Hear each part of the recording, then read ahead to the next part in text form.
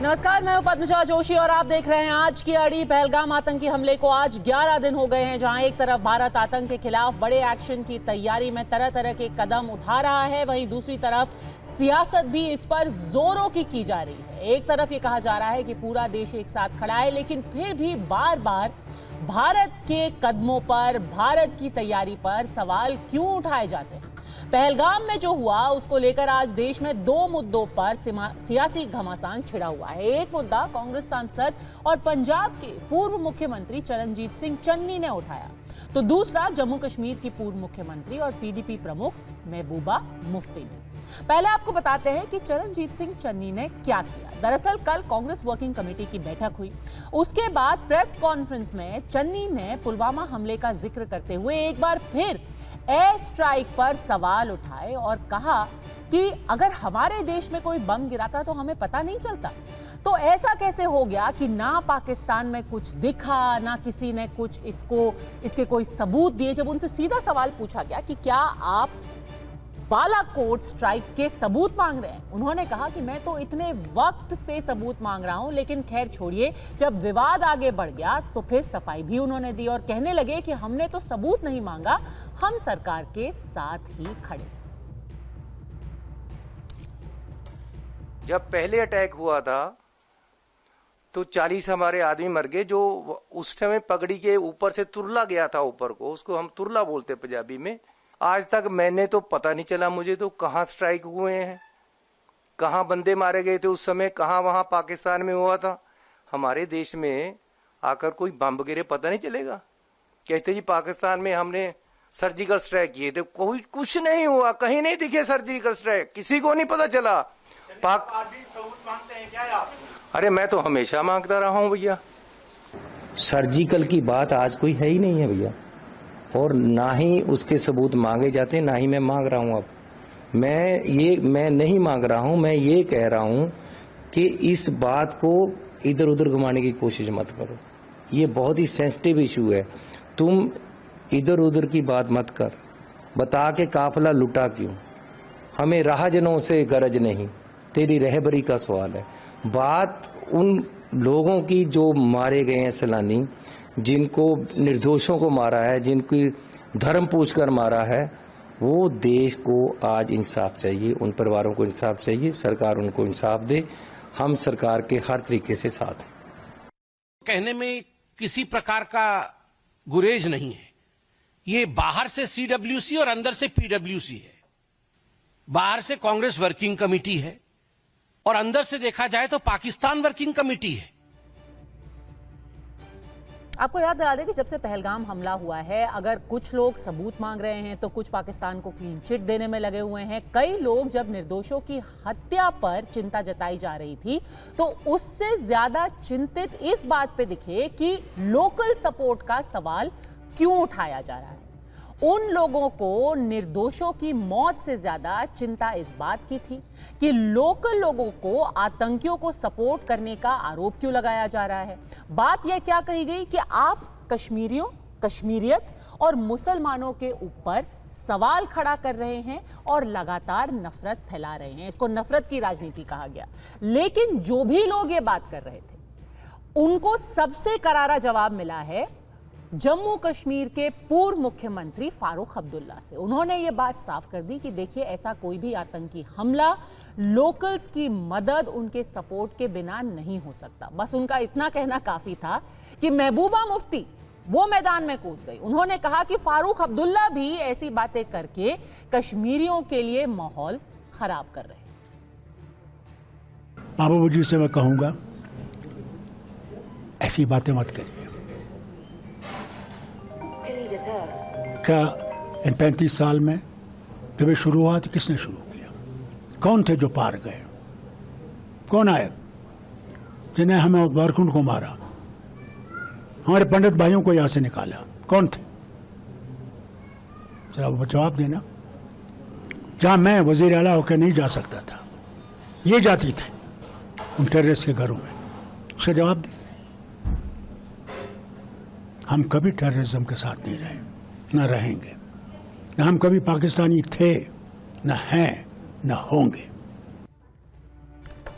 तो ऐसे में अड़ी के सवाल हैं आज बिल्कुल सीधे। आतंकी हमले का लोकल कनेक्शन कौन दे रहा है नफरत को ऑक्सीजन, और पहलगाम पर क्यों अभी भी पॉलिटिक्स जारी है? न्याय मांग रहे हैं या फिर सबूत मांग रहे हैं, सवाल उठा रहे हैं। शहजाद पूनावाला प्रवक्ता भारतीय जनता पार्टी के हमारे साथ जुड़ गए हैं। वरिष्ठ पत्रकार हर्षवर्धन त्रिपाठी जी हमारे साथ मौजूद हैं। डॉक्टर निशांत आनंद प्रवक्ता कांग्रेस पार्टी के हमारे साथ है, और जुहेब यूसुफ मीर नेता पीडीपी के हमारे साथ है। निशांत आनंद, सबसे पहले आपसे पूछूंगी, चरणजीत सिंह चन्नी बॉर्डर स्टेट से आते हैं, मुख्यमंत्री रहे हैं।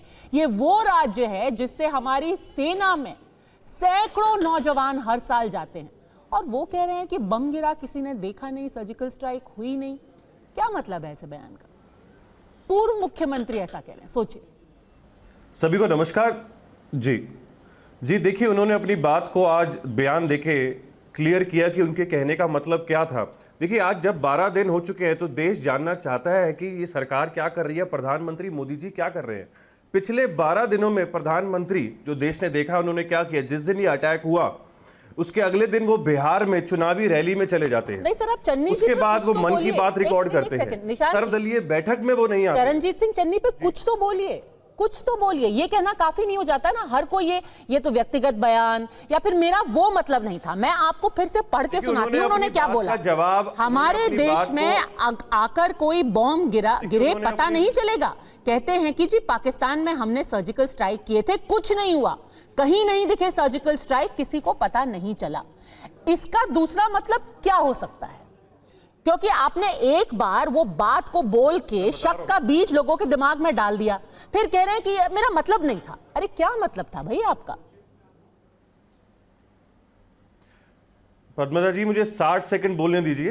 उन्होंने अपने बयान को क्लेरिफाई किया आज अपना इंटरव्यू देके। उस बात को उन्होंने कहा कि 12 दिन से आज हमारे प्रधानमंत्री ने कोई भी स्टेप नहीं लिया है, तो देश की जनता जानना चाहती है, हमें गुमराह ना करें। पिछले 12 दिनों में प्रधानमंत्री मोदी जी का शेड्यूल जो रहा है, ना वो सर्वदलीय बैठक में आए, मैंने जैसे कि कहा बिहार की चुनावी रैली में वो ठहाके लगा रहे हैं, हंस रहे हैं। कल मोदानी के साथ वो स्टेज पे बैठे और वहां पर हंस रहे हैं। सर्वदलीय बैठक में नहीं आए जो लोग उनसे, और कश्मीर पीड़ितों से मिलने नहीं गए। कांग्रेस पार्टी, राहुल गांधी जी कश्मीर भी होके आए, हॉस्पिटल में भी लोगों से मिलके आए। अभी भी बीएसएफ का जवान पाकिस्तान में है, उस पर भी कोई जवाब नहीं है। हमें समझना यह है कि आज प्रधानमंत्री मोदी जी कुछ भी क्यों नहीं जनता के लिए, जनता को बता रहे, कुछ कोई भी स्टेप क्यों नहीं ले रहे। ये प्रधानमंत्री मोदी जी का 2013 का ट्वीट है कि India needs a strong government. Modi does not matter. I can go back and open a tea stall, but the nation cannot suffer anymore. आज प्रधानमंत्री मोदी जी लाल आके पाकिस्तान को क्यों नहीं दिखा रहे? पर आज 12 दिन के बयान से क्या लेना देना है? मैंने आपको पूरे 2 मिनट दिए बोलने के लिए। ट्विटर अकाउंट, इसका चन्नी जी के बयान से क्या लेना देना है? ये तो दो अलग अलग बातें हैं। चन्नी जी के बयान में उन्होंने अपना कोई क्लैरिफिकेशन नहीं दिया है, उन्होंने उस बात को गोलमोल कर दिया, जैसे कि आप गोलमोल कर रहे हैं। आप मुझे बताइए कि अगर कोई कहता है हमारे देश में आकर कोई बॉम्ब गिरे पता नहीं चलेगा, कहते हैं कि जी पाकिस्तान में हमने सर्जिकल स्ट्राइक किए थे, कुछ नहीं हुआ, कहीं नहीं दिखे सर्जिकल स्ट्राइक, किसी को नहीं पता चला, इसका दूसरा क्या मतलब हो सकता है? मतलब मेरी हिंदी की नॉलेज शायद उतनी अच्छी नहीं होगी, हिंदी में इसका दूसरा क्या मतलब हो सकता है? कुछ नहीं हुआ, कुछ नहीं दिखा, किसी को पता नहीं चला। देखिए आज देश देख रहा है कि 12 दिन से सरकार चुप्पी लगाए बैठी है। आज देश देख रहा है कि सिर्फ ट्विटर के अकाउंट पाकिस्तान के ब्लॉक करे जा रहे हैं। उन्होंने कहा कि देश की जनता को गुमराह ना करा जाए, कभी कास्ट सेंसस का मुद्दा लाके, कभी किसी यूट्यूबर का मुद्दा लाके। देश चाहता है कि जो लोग शहीद हुए हैं उनके साथ उनको शहीद का दर्जा मिले, और जो टेररिस्ट अटैक हुआ है उसका बदला लिया जाए, ना कि बिहार में चुनावी रैली करी जाए, ना कि मन की बात करी जाए। आखिरी बात मैं कहना चाहता हूं, 28 अटैक हुए हैं 2014 से लेकर 2025 तक। 2025 में पहलगाम हुआ, फिर कथुआ हुआ, रेसी हुआ, 23 में आर्मी व्हीकल हुआ, 27 अटैक हुए हैं 2014 से लेकर 2025 तक। ये है मोदी जी की 56 इंच की छाती, ये लाल आंख टेररिस्ट को मोदी जी दिखा रहे हैं। देश की जनता जानना चाहती है कि कब जो शहीद हुए हैं उनको इंसाफ मिलेगा। अजीब बात तो यह है निशान जी कि जब इंसाफ मिलता है, जब लाल आंख दिखाई जाती है, तो वो आंख आपको एक फूटी आंख नहीं सुहाती। फिर आप कहते हैं कि हमें तो नहीं दिखी लाल आंख। जब सर्जिकल स्ट्राइक हुई, आप कह रहे हैं इतने साल बीतने के बाद कि हमें तो नहीं दिखा बॉम्ब। अरे भाई, बॉम्ब पाकिस्तान में गिरा है, आपको कैसे दिखेगा? चलिए मैं आपसे पूछ लेती हूँ, चरणजीत सिंह चन्नी ने जो क्लैरिफाई किया, मुझे तो समझ में नहीं आया कि क्या क्लैरिफिकेशन था। आप मानते हैं भाई मुद्दा तो है ना निशान जी, मुद्दा तो ये है, क्योंकि अगर आप एक चीज को बार बार बोलेंगे तो लोगों के दिमाग में शक पैदा होगा कि शायद कुछ तो इसमें सच होगा, शायद नहीं ही हुआ होगा सर्जिकल स्ट्राइक। तो मैं आपसे पूछ लेती हूं, मामला यहां खत्म हो जाएगा। आप मानते हैं कि सर्जिकल स्ट्राइक हुई थी? देखिए, जो हमारी आर्मी है वो टॉप मोस्ट है और कोई भी इस पे डाउट नहीं करता, और कांग्रेस पार्टी का ये बयान नहीं है। कांग्रेस पार्टी ने पहले दिन से कहा है कि हम सरकार के साथ हैं, जो आप सरकार मानते स्टेप लेगी हैं हम उनके साथ कि हैं। चन्नी जी ने सर्जिकल अपनी बात का स्ट्राइक क्लैरिफिकेशन दिया, उड़ी मैंने उसका हमले आपको के आंसर दिया, बाद लेकिन आप पूरी और डिबेट पुलवामा को हम हमले चन्नी के जी बाद चारों की तरफ गई घुमाना थी। चाहते हैं तो मुझे लगता है जी निशान जी, इतना डिफिकल्ट क्वेश्चन नहीं है। उड़ी के बाद और पुलवामा के बाद जो सरकार ने कदम लिए थे, आप उस पर विश्वास करते हैं ना कि हुई थी? पहली बार सर्जिकल स्ट्राइक हुई थी और दूसरी बार बालाकोट ऑपरेशन हुआ था, आप मानते हैं ना? जी बिल्कुल मानते हैं, कांग्रेस पार्टी मानती है। जो भी सरकार ने किया टेररिस्ट से लड़ने के लिए हम उसको मानते हैं, लेकिन हम आज ये पूछना चाह रहे हैं कि 1971 में 13 दिन में पाकिस्तान को घुटने टिकवाए थे। अब तो भारत देश 6-7 दिन में मोदी जी के राज में करा सकता है, तो मोदी जी चुप क्यों हैं? ठीक है, देखिए निशांत आनंद ने बिल्कुल साफ कर दिया है, कांग्रेस पार्टी का ये आधिकारिक स्टैंड है, वो सरकार पर विश्वास करते हैं। अब आप बताइए, राहुल गांधी ने 30 अप्रैल को ये बयान दिया था, एक बार मैं वो चलाना चाहती हूं। उन्होंने कहा कि कोई छुटपुट चीजें मत कीजिए, आप ये सब यूट्यूब छोड़िए, आप लाल आंख दिखाइए। क्या कहा था राहुल गांधी ने, एक बार सुनवा देते हैं। मैं आज कानपुर गया और वहां पे जो टेररिज्म के विक्टिम थे उनसे मैंने बात की, परिवार से मैंने बात की। कोल्ड ब्लडेड तरीके से उनके बेटे को मारा गया है। जिन लोगों ने ये किया है, जो भी हैं, कहां भी हैं, they have to pay for this and they have to pay for it properly, not in some half hearted way, ऐसे आलतू फालतू तरीके से नहीं। They have to pay for it properly, कि इनको याद रहे कि हिंदुस्तान के साथ ये नहीं किया जा सकता है। क्लियर हमने लाइन दी है, यूनानिमस लाइन, कि जो हुआ है एक्सेप्टेबल नहीं है, और पूरा का पूरा ऑपोजिशन 100% सपोर्ट सरकार को देगा और दे रहा है। आप हार्ड स्टैंड लीजिए, डॉक्टर निशांत आनंद ने कह लिया। आपने निशान जी को बहुत बड़ा अच्छा सा मौका दिया और मैंने एक भी शब्द बीच में नहीं बोला। उम्मीद है कि वो मुझे इंटरप्ट नहीं करेंगे। उनकी बातों से ही स्टार्ट करते हैं। उन्होंने कहा कि चन्नी जी ने क्लियर कर दिया और अधिकृत स्टैंड भी बताया सर्जिकल स्ट्राइक और बालाकोट एयर स्ट्राइक पर।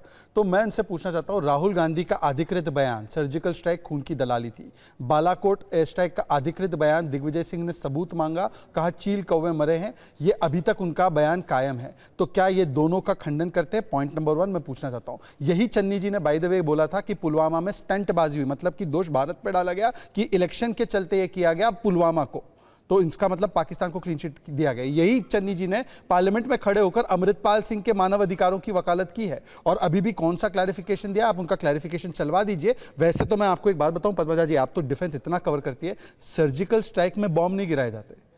सर्जिकल स्ट्राइक की बात कर रहे थे और बॉम्ब गिराने की बात हो रही थी। मतलब इसी से पता चलता है कि इनको इन्होंने बनाया था एक बॉर्डर स्टेट का मुख्यमंत्री। बहरहाल छोड़ देते हैं, मैं उसमें नहीं जाना चाहता हूं। मैं आना चाहता हूं दूसरी बात पर। लाल आंख दिखाने का तो पूरा का पूरा मोडस ऑपरेंडाई मनमोहन सिंह ने दिखाया था जी। 26/11 के बाद फली मेजर ने बोला था सर इधर अटैक करते कैंपों पर, मनमोहन सिंह जाकर MFN स्टेटस दे आए पाकिस्तान को। उसके बाद शर्मल शेख में बलूचिस्तान में हम इन्वॉल्व है ये बोलकर आए, सियाचिन भी थाली में सजाकर देने वाले थे। ये इनका स्ट्रॉन्ग एक्शन था जी। और मोदी जी ने उरी के बाद सर्जिकल स्ट्राइक के लिए आर्मी को फ्री हैंड दिया, मोदी जी ने पुलवामा के बाद बालाकोट एयर स्ट्राइक का फ्री हैंड दिया, और अभी भी सेना को फ्री हैंड दिया गया है। ये क्या चाहते हैं कि हम यहां पर अनाउंस कर दे कि किस समय पर, किस घड़ी पर, किस मुहूर्त पर, कहां पे, किस हथियार के साथ किया जाए, ताकि पाकिस्तान को जाकर ये बता दे। इनका नाम नीचे ना जो डेजिग्नेशन प्रोड्यूसर साहब INC नहीं ANC कर दो, एंटी नेशनल कांग्रेस, क्योंकि ये पहली बार थोड़ी है। 26/11 पर क्लीन चिट किसने दिया पाकिस्तानियों को और हिंदुओं ने किया, ये कौन कह रहा था? 370 के डॉसियर पर कौन छपा? कौन था जो बार बार पाकिस्तान को अभी भी क्लीन चिट देने के लिए? रॉबर्ट वाड्रा। केरला कांग्रेस बोलते गनमैन ने किया, मणिशंकर अय्यर कहते पार्टीशन से हुआ, सैफुद्दीन सोज कहते पाकिस्तान को ट्रस्ट करो, तारिक कर्रा बोलते पाकिस्तान से बातचीत करो, ये बोल रहे कड़ी कार्रवाई करो, सिद्धरामैया और तारिक कर्रा बोल रहे बातचीत करो। उसके बाद थिमापुर, विजय वड़त्तीवार, संतोष लाड पानी क्यों रोक रहे पाकिस्तान का? और मैं उसके बाद बोलना चाहता हूं, एक लौती इतिहास में पार्टी है जो अपने कार्यकर्ताओं को बोलती है नोटिस जारी करके कि देश के खिलाफ स्टैंड मत लो। पद्मजा जी कभी देखा है आपने? और उसके बाद भी मैं आपको 3 स्पेसिफिक उदाहरण गिना रहा हूं। दिनेश गुंडूराव, पहलगाम बिहार चुनाव की वजह से हुआ। दूसरा ऑफिशियल कांग्रेस का सुप्रिया श्रीनेत का ट्वीट जो डिफेंड कर रही थी कि सर तन से जुदा हो गया प्रधानमंत्री मोदी का, जिसको चौधरी फवाद ने कोट किया। और उसके बाद चन्नी जी का स्टेटमेंट, अभी आप देखिए प्रियंक खड़गे का स्टेटमेंट एक और आया है सेना के ऊपर सवाल खड़े करते हुए। मैं पूछना चाहता हूं 2 सवाल। सेना का अपमान यही कांग्रेस की पहचान, और पाकिस्तान और कांग्रेस बोले एक ही जुबान।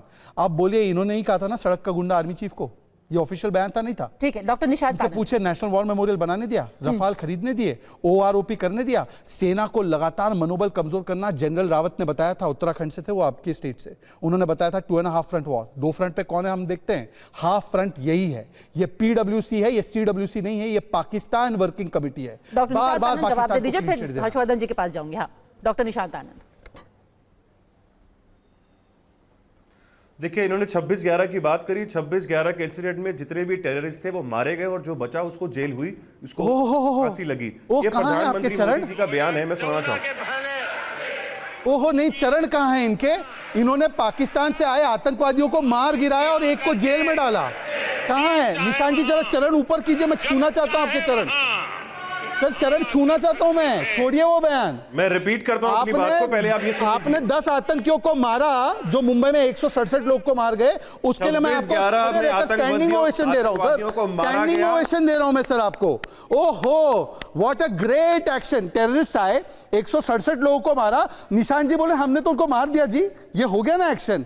वाह गजब है भाई, गजब है। इस देश में मैंने कभी ऐसा बेतुका बयान नहीं सुना। ये कार्रवाई थी, वो आतंकी घर में घुस के हमको मारते मुंबई में, आपने बोला आतंकियों को मारने की कार्रवाई थी। मेरी बात खत्म होने के बाद अब अपनी बात कहिएगा। 26/11 में जो आतंकी थे उनको मारा गया, जो पकड़ा गया उसको फांसी हुई, और उसके बाद मोदी जी के राज में कोई पकड़ा नहीं गया। जिस तरीके से मैंने कहा 29 टेररिस्ट अटैक हुए 2014 से लेकर 2025 तक। भाई मुझे अपनी बात कहने दो, मेरी बात के बाद अपनी बात रखिएगा आप। मैं मोदी जी का एक बयान सुनाना चाहता हूं और इंटरप्ट मत करिए प्लीज। आतंकी आकर के जी चाहे वहां, जब चाहे वहां हमला कर सकते थे। 2014 के बाद स्थिति ये बनी कि जब वहां उस समय 14 के पहले, प्रधानमंत्री मोदी जी के ये बयान है जब 2013 से पहले। अब ये देखना जरूरी है, जब पुलवामा का अटैक हुआ तो मोदी जी कहां थे? जब पहलगाम का अटैक हुआ तब वो बिहार के स्टेज पे हंस रहे थे और उसमें मैन वर्सेस वाइल्ड में अपना शूट करा रहे थे। देखिए कांग्रेस पार्टी पहले दिन से कह रही है हम सरकार के साथ हैं, सरकार को ठोस कदम। पर निशांत जी सवाल यही उठाया जा रहा है ना कि आप सामने आकर के कहते हैं हम साथ हैं, लेकिन पीछे से ये फिर बार बार एक क्वेश्चन मार्क खड़ा कर देते हैं। ये गुड कॉप बैड कॉप जो कहते हैं, सामने सामने आप कह रहे हैं कि हम सब साथ खड़े हुए हैं, हम सरकार को पूरी तरीके से हम सपोर्ट करेंगे, बैक करेंगे, लेकिन एक के बाद एक आपके नेता जो हैं इस तरीके के बयानबाजी करते हैं। इसीलिए सवाल उठाया जाता है कि कहीं ये जो सपोर्ट है बेमन से तो नहीं है। देखिए चन्नी जी के देखिए आज जिस तरीके से मैंने कहा जितने भी अटैक 2014 से 25 तक हुए हैं, तो आज देश चाहता है कि मोदी जी एक ठोस कदम उठाएं और इन टेररिस्ट को जो 28 लोग पाकिस्तान से, मैं अगर आपको बताऊं कि 14 से, ठीक है निशांत जी ये बात साफ है कि आप इसको लेकर के असहज हैं, तो आप चरणजीत सिंह चन्नी या फिर विजय वडेट्टीवार या फिर वो जो कार्टून आपने जो ट्वीट किया था प्रधानमंत्री को लेकर के, उसका कुछ आप जिक्र नहीं करना चाहते, लेकिन मैं हर्षवर्धन जी के पास जाना चाहती हूँ। 20 सेकंड ले सकता हूँ, केवल 20 सेकंड, क्योंकि फिर हर्षवर्धन जी से परमिशन लेते हो। 20 देखिए बीजेपी ने भी, निशांत जी मैंने आपके बीच में नहीं बोला, आपने सिर्फ 20 सेकंड लेगा हर्षवर्धन जी। हाँ देखिए उन्होंने कहा कि सरकार के साथ हम खड़े, टेस्ट कर देते ना जी, क्यों देर रखा है? फारूक अब्दुल्ला ने बोला अवैध पाकिस्तानियों को घर मत भेजो, स्टैंड बताइए। सिद्धरमैया ने बोला कड़ी कार्रवाई मत करो। तिमरपुर और उनके संतोष लाड ने बोला इंडस वाटर ट्रीटी बंद मत करो, और सैफुद्दीन सोज ने बोला पाकिस्तान पर भरोसा करो, और बीके हरिप्रसाद ने बोला पाकिस्तान बीजेपी का दुश्मन हो सकता है, मेरा दुश्मन नहीं है, इन पर स्टैंड बता दो। ठीक है हर्षवर्धन जी, कांग्रेस आज ये कह रही है कि हम चाहते हैं एक्शन लिया जाए। ये इक्का दुक्का बयान के पीछे बीजेपी कहीं छुपने की कोशिश तो नहीं कर रही है? क्योंकि उनके सामने सबसे बड़ा सवाल है कि आपने किया क्या है, आप अटैक क्यों नहीं कर रहे पाकिस्तान के ऊपर। और इस सवाल से छुपने के लिए आप कभी बात करेंगे चरणजीत सिंह चन्नी की, कभी बात करेंगे सिद्धरमैया की, कभी बात करेंगे तिमापुर की। नहीं पद्मजा जी, मुझे लगता है कि जिस तरह से कांग्रेस पार्टी व्यवहार कर रही है वो स्पष्टता से सामने दिख रहा है। कुछ घटनाक्रम देखना चाहिए। स्वतंत्र भारत के इतिहास में पहली पार्टी है जिसको अपने पार्टी कार्यकर्ताओं को बताना पड़ रहा है कि देशभक्त दिखो। क्यों दिखो? क्योंकि लगातार ऐसी हरकतें, ऐसे लगातार बयान, ऐसी इस तरह से जिसको कहते हैं कि समाज में सार्वजनिक तौर पर ऐसा बयान दिया जिससे लगता है कि वो पाकिस्तानी आतंकवादियों को कवर फायर देते दिख रहे हैं। ये कितना दुर्भाग्यपूर्ण है कि जिस पार्टी को देश के स्वतंत्रता आंदोलन की पार्टी माना जाता रहा, जिस पार्टी ने इस देश पर सबसे लंबे समय तक राज किया, उसकी स्थिति क्या है? वो कहते हैं कि हम कह रहे हैं कि सरकार कार्रवाई करे। उनके नेता पूछते हैं कि भाई पाकिस्तान से लड़के क्या मिलेगा, थोड़ा शांति की बात कर लो। उनके नेता कहते हैं कि अच्छा कुछ हुआ था क्या, सर्जिकल स्ट्राइक तो हुई नहीं थी। उनके नेता कहते हैं कि धर्म पूछकर मारा नहीं गया, ये तो प्रोपागेंडा किया जा रहा है। उनके नेता कहते हैं कि ये तो समाज में जहर फैलाने के लिए भारतीय जनता पार्टी की कोई रणनीति है। उनके नेता कहते हैं कि देखिए सिर्फ और सिर्फ ये बात कीजिए जो सिक्योरिटी लैप्सेज हुई है, इसमें क्यों आप बात करते हैं कि स्लीपर सेल है, ऑन ग्राउंड वर्कर हैं, जो भाई किसी के घर में तो आतंकवादी जाकर रुके होंगे, खाए होंगे, सोए होंगे, पूरा परिवार सेवा में लगा होगा। उनकी बात कांग्रेस क्यों नहीं करना चाहती? वो तो महबूबा मुफ्ती भी आज कह रही हैं कि ऐसी बातें मत कीजिए हर्षवर्धन जी, ऐसी बातें मत कीजिए, इससे नफरत फैलेगी, मुसलमानों के खिलाफ नफरत फैलेगी देश में। नहीं, देखिए पद्मजा जी, महबूबा मुफ्ती तो पहले दिन से उनकी पार्टी अलगाववादी आतंकवादियों की समर्थक रही है। अलगाववादी उनकी पार्टी के नेता हुआ करते थे। भारतीय जनता पार्टी और पीडीपी की सरकार भले बनी और उसके ढेर सारे इफ बट्स हैं, ढेर सारे प्रोज कॉन्स हैं, लेकिन ये सच है कि उनके बीच का जो बड़ा टकराव था, जो अलगाववादी थे, जो आतंकवादी थे, उनको लेकर जो नरम रुख था, और महबूबा मुफ्ती की पार्टी इसीलिए कश्मीर के लोगों ने नकार दिया उनको। उमर अब्दुल्ला की, फारूक अब्दुल्ला की पार्टी को अवसर इसलिए दिया क्योंकि उनको लगता है कि बीजेपी भाई वो मुस्लिमों के साथ है या नहीं है, मुस्लिमों के खिलाफ खड़ी है क्या, तो एक छोटा हिस्सा आया। लेकिन उमर अब्दुल्ला के साथ पूरा हिस्सा आया, बड़ा हिस्सा आया। मुझे लगता है कि ये वो वक्त है जहां ये सोचना चाहिए। और अगर उमर अब्दुल्ला ये कहते हैं कि मैं राज्य की लड़ाई लड़ूंगा लेकिन अभी ये नहीं कह सकता हूं, इसका सीधा सा मतलब हुआ उनको सेंस मिल रहा है। और जरा सोचिए ना, देश बाहें खोलकर कश्मीर को अपने साथ, अपने माथे पर जब कहता है कि हमारा मस्तक है, तो गर्व से उस माथे की बात करता। आप उस माथे पर जाकर चाकू चला रहे, आप उस माथे को लहूलुहान कर रहे, और उसके बाद आप कह रहे हैं कि नहीं, इससे नफरत फैल रही। जहां लोग कश्मीर में जाने पर कहते हैं कि इंडियंस आए हुए हैं, भारत के लोग आए हुए, आज वो कह रहे हैं कश्मीर हमारा है, भारत हमारा है, भारत का कश्मीर है, कश्मीर भारत का। मुझे लगता है ये वो सेंटिमेंट है जिसको देखना चाहिए। और मैं सचमुच नहीं समझ पा रहा हूं क्या कांग्रेस चाहती है, किस वोट बैंक को अपीज करना चाहती है। और ये सीडब्ल्यूसी में आप रेजोल्यूशन देंगे, उस रेजोल्यूशन की नौबत क्यों आएगी? उस रेजोल्यूशन की नौबत नहीं आनी चाहिए थी ना। शशि थरूर से आप थोड़ा सीख लेते, उमर अब्दुल्ला को जो विधानसभा में दिया हुआ बयान है उससे सीख लेते। और मैं फिर कह रहा हूं, चरणजीत चन्नी अकेले नहीं है, वडेट्टीवार अकेले नहीं है, कांग्रेस पार्टी के जिले से लेकर राष्ट्रीय स्तर तक के नेता लगातार इस पर सवाल खड़ा करते हैं। वो भारतीय सेनाओं के शौर्य पर प्रश्न चिन्ह लगा रहे। ये दुखद है, दुर्भाग्यपूर्ण है। ज़ुहैब यूसुफ, क्योंकि सवाल कांग्रेस पार्टी से है, पीडीपी से भी वही सवाल है कि कौन सियासत कर रहा है, कौन नफरत फैला रहा है। अगर आज फारूक अब्दुल्ला कुछ सच्चाई बता रहे हैं तो उस सच्चाई को नफरत का रंग क्यों दिया जा रहा है? देखिए, सबसे पहले तो मैं आपको ये बता दूं कि इस पूरे पहलगाम के वाकये से एक एक कश्मीरी का दिल दुखा है। और इस पूरे पहलगाम के वाकये के बाद दो हीरो मेरे दिमाग में, दो हीरो आए जो सच में इंडियननेस को, ह्यूमैनिटी को रिप्रेजेंट करते हैं। नंबर 1 उसमें है आदिल शाह साहब, जिसने अपनी जान गंवा दी, जिन्हें AK-47 छीना, अपने गुजराती भाई, अपने मध्य प्रदेश के भाई, अपने दिल्ली के भाई, उन टूरिस्ट को बचाने के लिए। लेकिन उनकी कोई बात नहीं करता, यहाँ पे उनकी कोई जिक्र नहीं है। दूसरी जो एक्चुअल इंडियननेस की और एक ट्रू पेट्रियट, ट्रू हिंदू की रिप्रेजेंटेशन दी, वो हिमांशी नरवाल साहिबा ने दी, जिनने कहा, जिनके उनके अपने हस्बैंड की डेथ होने के बावजूद, उनके हस्बैंड की शहादत के बावजूद उन्होंने ये कहा कि आप पूरे देश में हिंदू मुस्लिम का ये जो वबा है, ये जो जहर है, वो मत फैलाइए। कश्मीरियों के खिलाफ जीनोफोबिया जो पूरे हिंदुस्तान में फैलाया जा रहा है by the right wingers, by the fringe elements, क्या फोबिया है सर? क्या फोबिया है? पूरे कश्मीरियों के खिलाफ कुछ नहीं फैलाया जा रहा है, पर बात अगर जो सच्चाई है कि 15 ओवरग्राउंड वर्कर्स को आइडेंटिफाई किया गया है, वो भी तो सच्चाई है ना सर? आपको ये पता होनी चाहिए कि कितने सारे स्टूडेंट्स को डिस्ट्रेस कॉल्स आई, कितने सारे, अमित शाह साहब ने इसमें खुद इंटरवीन किया है। इन सारी चीजों में।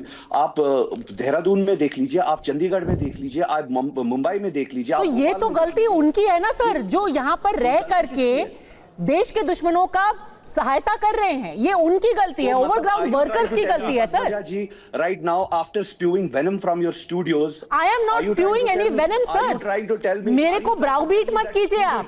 अगर कोई सच्चाई बताए तो उसको स्प्यूइंग वेनम मत बोलिए सर।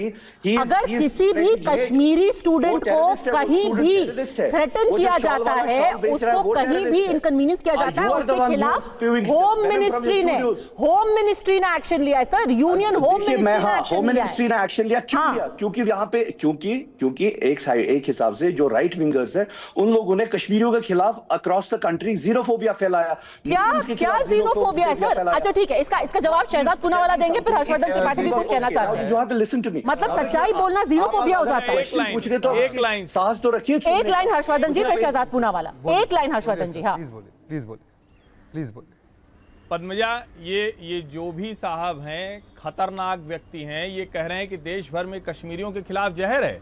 30 लाख से 2.5 करोड़ लोग चले गए वहां, जहर होता तो वहां जाते। शर्म नहीं आती राष्ट्रीय आपने सुना नहीं, मैंने कहा हिमांशी नरवाल। और अगर ऐसा होता तो देश के हिस्सों से जो घटना आती वो घटनाएं रिकॉर्ड में दर्ज होती ना। छिटपुट 1-2 घटनाएं हुई हो, कहीं किसी ने कुछ किया, उसके खिलाफ पुलिस कार्रवाई हुई, इस तरह की बात नहीं करते। ये जहर फैला रहे हैं, झूठ बोल रहा है ये व्यक्ति लगातार कि कश्मीर के लोगों के खिलाफ देश के लोग हैं। ये बहुत झूठ फैला रहे हैं, लगातार जहर फैलाने की कोशिश कर रहे हैं। एड्रेस करना चाहता हूं शहजाद पूनावाला, एक पॉइंट और फिर वापस हो जवाब देंगे। बोल रहा हूं जुएब साहब, मुझे तो बोलने दीजिए। चलिए हर्षवर्धन जी नहीं पढ़ते आपको, मुझे तो बोलने दीजिए। अरे मियां मुझे तो बोलने दो। जोहेब जी मुझे तो बोलने दो मियां, हर्षवर्धन नहीं पढ़ते, ठीक है, मुझे तो बोलने दो, मेरी बारी है। ऐसा है, ये 500 किलो का आप हिपोक्रेसी लाते कहां से?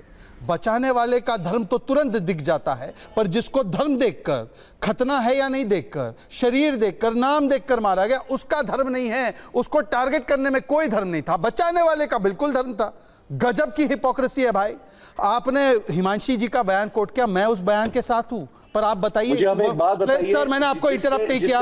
मैडम ये पद्मजा जी प्लीज पद्मजा जी, मेरी बात तो पूरी होने दीजिए। मेरी बात कहाँ पूरी हुई? अरे भाई मेरी बात तो पूरी होने दीजिए। मेरी बात पूरी होने दीजिए। मैं आपके पास आ रही हूँ, 1 मिनट दीजिए। ऐसे बात पूरी डिबेट। हाँ, एक minute. This is not the way to debate. ये कश्मीर की ये 2014 के पहले की कश्मीर की सड़कें नहीं है सर। यहाँ पे डिबेट होगी, मेरी भी बात सुनी जाएगी, मेरा गला नहीं काटा जाएगा। सुनिए अब आप हिमांशी जी, मैं हिमांशी जी के बयान के साथ खड़ा हूं। You are not supposed to say this to me. क्या गला नहीं काटा जाएगा? Are you trying to tell me that I'm threatening you? अरे सर मुझे बोलने दीजिए। आप थ्रेटन वर्बल स्टोन पेल्टिंग कर रहे हैं। गला नहीं काटा जाएगा। आप वर्बल स्टोन पेल्टिंग कर रहे हैं। वर्बल स्टोन पेल्टिंग हो रही है मुझ पे, फिर मैं जवाबी कार्रवाई करूंगा तो आप बिलबिलाएंगे। अब बिलबिलाइए मत और सुनिए। शहजाद साहब, यही आपकी सोच है कि हर कोई कश्मीरी जी कहना है प्लीज मेक माय स्टेटमेंट। मेरी बारी थी। ठीक है, अपना पॉइंट रखिए। 1 मिनट मैं रखना चाह रहा हूँ। 10 बार तो इंटरप्ट कर चुके हैं। इनका पीड़ित कार्ड खत्म ही नहीं होता भाई, इनका विक्टिमहुड कार्ड। 1 मिनट प्लीज सुन लीजिए, बात पूरी कीजिए, फिर आप जवाब। There has to be a limit of your victimhood, boss. 28 लोग मारे गए हैं। And there has to be a limit to aggression. Now can I please अपनी बात रखिए। ऐसा है, हिमांशी जी के बयान के साथ तो मैं खड़ा हूं। आप शुभम द्विवेदी जी की पत्नी के साथ खड़े हैं क्या? आप मंजुनाथ जी की पत्नी के साथ खड़े हैं क्या? आप शैलेश जी के बेटे के साथ खड़े हैं क्या? आप मिस्टर जैन के साथ खड़े हैं क्या? उन्होंने सबने बताया। सुन लीजिए, प्लीज स्टॉप इंटरप्टिंग। उन्होंने बताया, don't lecture me, please don't interrupt, stop interrupting now. No don't this is not the way. एक-एक करके प्लीज एक-एक करके बयान बताइए जी। We can do this simply कि मेरा बयान आ जाए, उसके बाद ये बोले। ये सुनने को तैयार नहीं है। ठीक है, आपको हिमांशी जी बिल्कुल सही कह रही है। यही तो प्रधानमंत्री ने कहा कि 140 करोड़ लोग एक साथ खड़े रहे, परंतु इसका मतलब यह नहीं कि शुतुरमुर्ग बन के जो शुभम द्विवेदी की पत्नी ने कहा कि हिंदू होने के लिए मारा, उस पर हम आंख में पट्टी बांध दे। उसका मतलब यह नहीं कि शैलेश के बेटे ने जो बोला कि हिंदुओं को अलग करके मारा गया, उस पर हम आंख पर पट्टी बांध के बैठ जाए। और मैं पूछना चाहता हूं, हेट स्प्रेड कर रहा है हर्षवर्धन जी, हेट स्प्रेड कर रहे हैं। रलीफ सलीफ गलीफ के नारे मस्जिदों से लगे और कश्मीरी हिंदुओं का नरसंहार किया गया। अब ये जुहैब में हिम्मत है ना, तो बोले कि जब 1980 to 90 में कश्मीरियों का पलायन हुआ हिंदुओं का, वो जहर था इस्लामिक जिहाद का। इस्लामिक जिहाद का जहर था। बोलिए, जवाब देने दीजिए जुहैब, आपका अनइंटरप्टेड टाइम। हाँ, Can I say now? बोलिए। Can I reply to his venom? Now listen to me, मैं ये बता रहा हूं कि जो सबसे पहले जो आखिरी बात इन्होंने कही कश्मीरी पंडित्स के बारे में, कश्मीरी पंडित्स जो यहां से निकले उसके लिए हमें सबसे ज्यादा दुख है। हम पूरी कोशिश कर रहे हैं, हर किसी गवर्नमेंट ने, मैं irrespective of all the governments I'm talking about, irrespective of whether it's BJP, NC, PDP, whichever government has come into power so far, हर एक ने कोशिश की है कश्मीरी को वापस लाने के लिए, कश्मीरी पंडित्स को वापस लाने के लिए, लेकिन जितना सबसे ज्यादा फुटेज पूरे अक्रॉस द कंट्री जिस लोगों ने खाया है कश्मीरी पंडित्स के नाम पे, वो वही तंजीम है जिसको शहजाद पूनावाला जी रिप्रेजेंट करते हैं। सर मैंने आपसे पूछा वो जहर था रलीफ सलीफ गलीफ, हाँ या ना? इस्लामिक जिहाद का। अब रही बात, कहां थे आप? दुखी थे? आपकी उम्र थी बचाने की। आपके माँ बाप क्या कर रहे थे जब रलीफ सलीफ गलीफ के नारे दे रहे थे? आपकी सिविल सोसाइटी क्या कर रही थी? उनको बोलने दीजिए। आप नाउ लिसन टू मी। अब जो ये नरसंहार हुआ, इसमें आप लोगों ने सबसे पहले हमें, अगर हमारा, मुझे ये लगता है पर्सनली, मैं बिलीव करता हूं और हमारी पार्टी भी ये बिलीव करती है कि war should be an ultimate option, एक आखिरी सिचुएशन में वॉर करनी चाहिए। लेकिन अगर अब वॉर पे बन ही आई है, मुझे भी यकीन है, महबूबा मुफ्ती साहिबा को भी, हमारी पूरी कंट्री को यकीन है कि हमारी जो कंट्री है वो सक्षम है वॉर के लिए। पर मुझे अब एक बात बताइए, इसमें हम लोग सिर्फ स्टूडियो से हिंदू मुस्लिम का डिबेट क्यों चला रहे हैं? Why aren't we together? Zuhaib साहब, हम कोई हिंदू मुस्लिम का डिबेट नहीं कर रहे, सब लोग इंडियंस थे, यहाँ बात इंडियंस का हो रहा है ज़ुहैब साहब। तो और अगर किसी ने आज ये बात उठाई है तो वो महबूबा मुफ्ती ने उठाई है, जहां उन्होंने फारूक अब्दुल्ला को कहा है कि आप मुसलमानों और कश्मीरियों के खिलाफ नफरत फैलाने वाला माहौल पैदा कर रहे हैं। क्यों? क्योंकि फारूक अब्दुल्ला ने वो सच्चाई बताई है ज़ुहैब कि लोकल सपोर्ट मिला था। 15 ओवरग्राउंड वर्कर्स को आइडेंटिफाई किया गया है Zuhaib. 15 overground, I am not the जज सर, द NIA जो कि इन्वेस्टिगेट कर रही है, 15 ओवरग्राउंड वर्कर्स को इन्वेस्टिगेट किया जा रहा है। और ज़ुहैब एक सेकंड, मैं सिर्फ फैक्ट्स पे बात करती हूं। मैं 2024 में NIA की वेबसाइट से निकाल के लाई हूं कि कश्मीर में कितने ओवरग्राउंड वर्कर्स को आइडेंटिफाई करके अरेस्ट किया गया है। तो ज़ुहैब, या तो आप ऑस्ट्रिच की तरह अपना सर किसी जमीन में रख सकते हैं, या फिर आप सच्चाई का सामना कर सकते हैं। हर चीज को नफरत और हिंदू मुस्लिम और वेनम नहीं बोल करके सच्चाई से आप भाग नहीं सकते। मैं आपको पढ़ करके सुनाती हूँ। होल्ड ऑन, क्योंकि आपने मुझ पर इल्जाम लगाया है जहर उगलने का, तो मैं आपको कुछ फैक्ट सुनाती हूँ। आप फैक्ट सुनिए ज़ुहैब, फैक्ट सुनिए ज़ुहैब, फैक्ट सुनिए। चलिए, NIA की वेबसाइट 26 फरवरी national investigating agency chargesheet file की है। 2 ओवरग्राउंड वर्कर्स जो कि लश्कर तैयबा का हेल्प कर रहे थे कश्मीर वैली के अंदर। अप्रैल 21 डेली एक्सेल्सियर में छपा है, registered OGW Kamruddin who is a school headmaster was caught with foreign made pistol and grenades in his house. ये भाई साहब स्कूल मास्टर हैं कश्मीर में, और overground workers Chinese made grenades और पिस्टल लेके घर में बैठे हुए थे। ये वेनम फैला रहे हैं, ये जहर फैला रहे हैं। तो हमें ज्ञान देना बंद कीजिए sir, wake up to reality. Can I answer? या मुझे अब एक बात, पिछले 6 महीने से जो यूनिफाइड कमांड होती है, जो LG के साथ, जो LD के अंडर होती है, 6 महीने से उनके पास इनपुट आ रहा है, वो बोल रहे हैं सब कुछ ठीक है, सब कुछ चंगा सी। अमित शाह साहब जो है हमारे home minister, by his own admission said that यहां पे कहीं ना कहीं सिक्योरिटी फेलियर हुआ है, लैप्स हुआ है। तो what is the answer for that from your side? हमारे 20 से 30% जो दो छोटे सवाल पूछना चाहता हूं, और ज़ुहैब साहब, I hope you will hear the question and answer to the point. दो छोटे सवाल। आपने बोला कश्मीरियों को स्टीरियोटाइप टारगेट मत करो, मैं भी नहीं करना चाहता, I don't think anybody is doing that, पर you should do it sir. Please सुनने की क्षमता भी रखिए ना, आपकी हर लाइन में कमेंट्री थोड़ी चाहिए, सुनिए ना। 20 सेकंड में समाप्त कर रहा हूं, पर हाँ, थैंक यू, शुक्रिया। मैं आपको 2 स्पेसिफिक सवाल पूछ रहा हूं। सर, पहले आपने बोला पद्मजा से जज मत बनो पद्मजा जज। अफजल गुरु को तो जज ने फांसी सुनाई थी ना, याकूब और उसके बाद यासीन मलिक को तो कोर्ट ने सजा सुनाई थी ना। एक बार अफजल और यासीन को आतंकी बोलिए, और दूसरा, ये सब तो पाकिस्तान से आ रहे हैं ना, Pakistan is a terror state बोल दीजिए। क्या कह रहे हैं?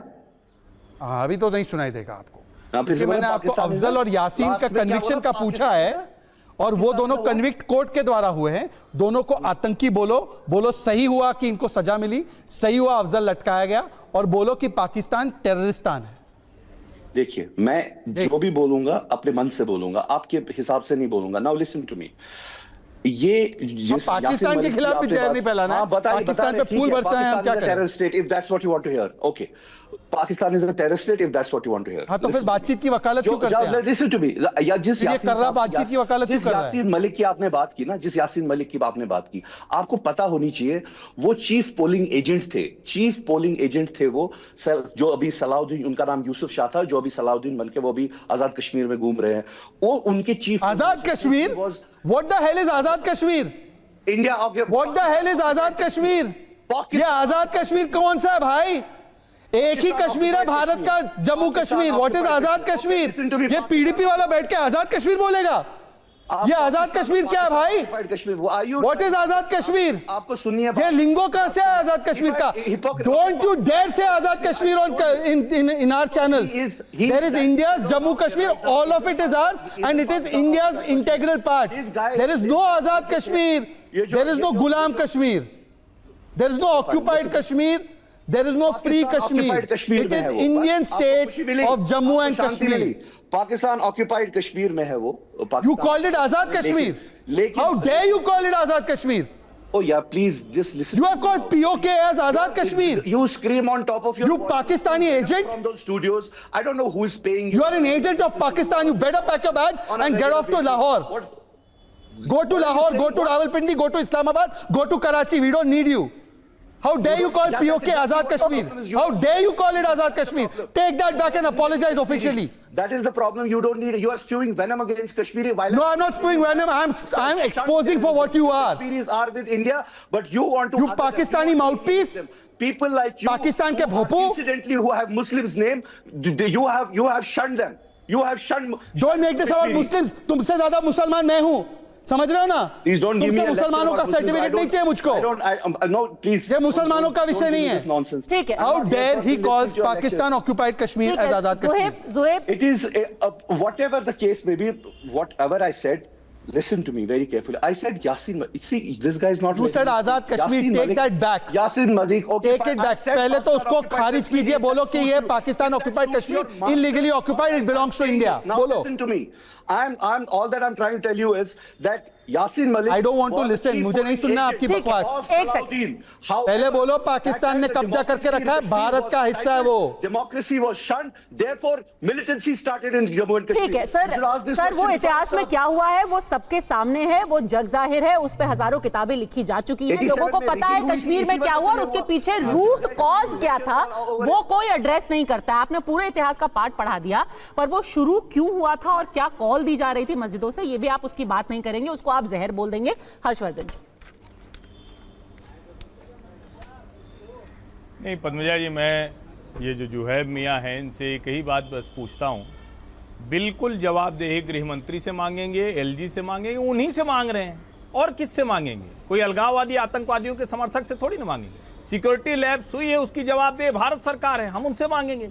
लेकिन जरा आप बताइए, सरकार से तो सब चीज की जवाबदेही, कश्मीरी हिंदू क्यों नहीं जा पाया, कश्मीरी पंडित क्यों नहीं पहुंचा, लेकिन क्या आपके आसपास कोई आपका कश्मीरी हिंदू दोस्त नहीं था आपके बचपन में? आपके माँ बाप का कोई ऐसा व्यक्ति नहीं था जिसके घर में जाकर वो कहवा पीते थे?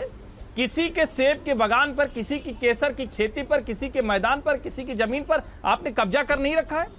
और इतने सालों में अगर आप उनको बाहें खोलकर आज तक नहीं बुला पाए तो क्यों टीवी पर ये झूठ बोलते हैं, क्यों ये तमाशा फैलाते हैं? और आपके मुंह से जो आजाद कश्मीर निकला है वो आपकी वही भावना है कि पहला मौका पाते ही आप पाकिस्तान की भाषा बोलते हैं। शर्म करना चाहिए, शर्म करना चाहिए कि आप नॉनसेंस फैला रहे हैं, आप जहर फैला रहे हैं। और फिर मैं कह रहा हूँ, कश्मीरी हिंदू क्यों नहीं जा पा रहा, बताइए ना।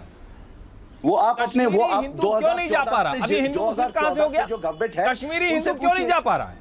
2014 क्यों नहीं जा पा रहा है? देखिए, ये जितने भी नहीं बदल जाएगी, ये जितने भी स्टेटमेंट्स हैं, 2014 जो बैठे उनसे तो पूछेंगे, लेकिन जिनका घर आपके बगल था उनको कौन पूछेगा? जितने भी स्टेटमेंट्स हैं, इससे एक बात तो साफ हो जाती है कि जो सच्चाई होती है वो छिपाते नहीं छिपती, जुबान पर ये बात आ ही जाती है। इससे जो मानसिकता दिखती है, क्या वो नफरती मानसिकता है या जो बात खुले में कही जा रही है, जो तथ्य सामने आ रहे हैं उनको बोलना वो नफरत फैलाना है, ये मैं आप पे छोड़ती हूँ। फिलहाल अड़ी में हमसे जुड़ने के लिए आपका बहुत बहुत धन्यवाद।